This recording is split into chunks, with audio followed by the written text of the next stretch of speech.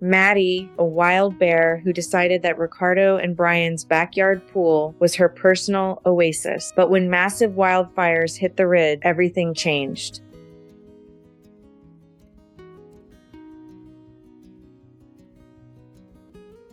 The first time they saw a bear floating in their pool, they stood at the window and said nothing for a long moment. She was not frantic. She was not passing through.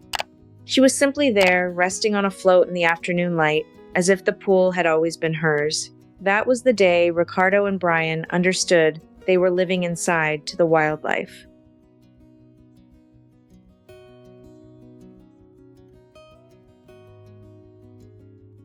Their house sits at the edge of a national forest.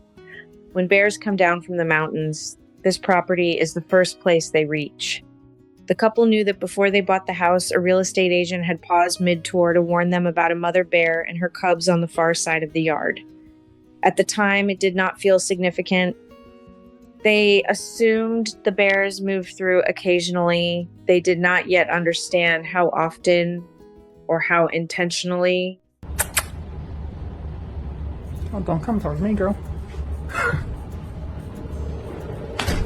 Maddie became their most regular visitor. She arrived with purpose. She would walk directly to the pool, step in slowly, test the water with one paw, and settle onto the steps, or ease herself onto a float and drift. Her cubs, meanwhile, ran and wrestled and splashed near the edge, doing what cubs do. One of them wanted nothing to do with the deep end. He would descend 1 or 2 steps, then stop, watching his mother swim from a safe and cautious distance.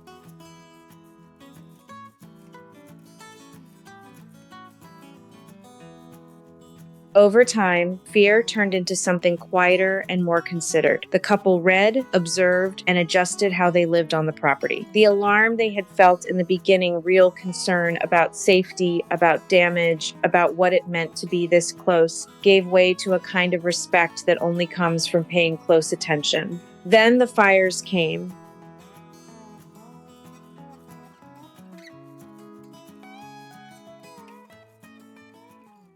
For months, Maddie did not appear. No motion alerts, no cubs in the yard, no shape moving through the trees at dusk. One night, Brian watched flames moving along the ridge to the west, fast and orange against the dark. He thought about Maddie, whether she had escaped, whether she had found a den somewhere safe, or whether she simply would not come back. I hope she can get away safely from the fire. Then one night, around 10 o'clock, a motion alert lit up near the garage. On the screen, a bear was moving through the yard toward the pool. He could not tell yet if it was her. He started recording and watched. She walked to the edge and tested the water. Exactly as Maddie always did, he zoomed in. She leaned back, lifted one paw, and scratched herself in the particular unhurried way he had seen many times before. He knew it was her. This has to be Maddie, right? And she's back where she belongs.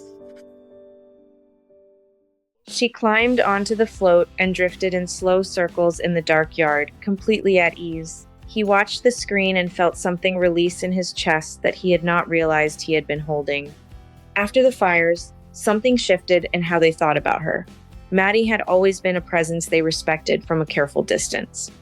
They knew her habits, her patience with the cubs, the particular way she tested water before committing. They had learned her.